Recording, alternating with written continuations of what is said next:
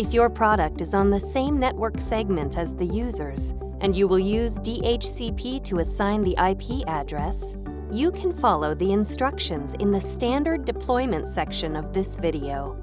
Otherwise, skip to the advanced deployment section of this video.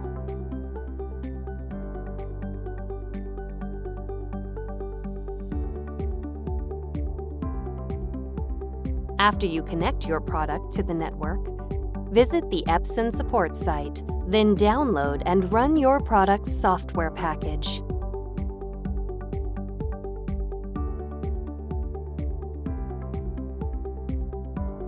Follow the on-screen instructions to install the software.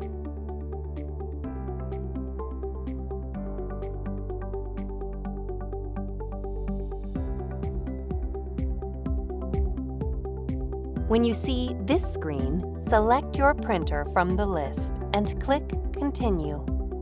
Follow the rest of the on-screen instructions to finish installation.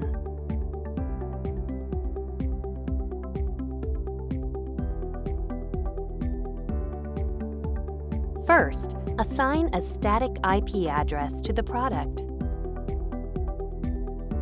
After you connect your product to the network, select Settings, General Settings, Network Settings, Advanced, and TCP/IP.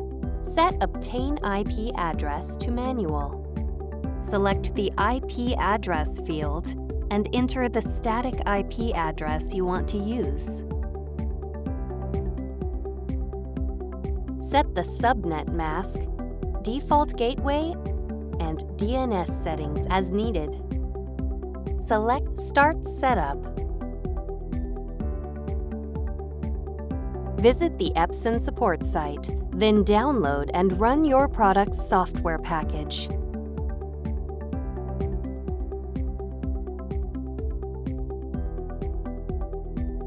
Follow the on-screen instructions to install the software.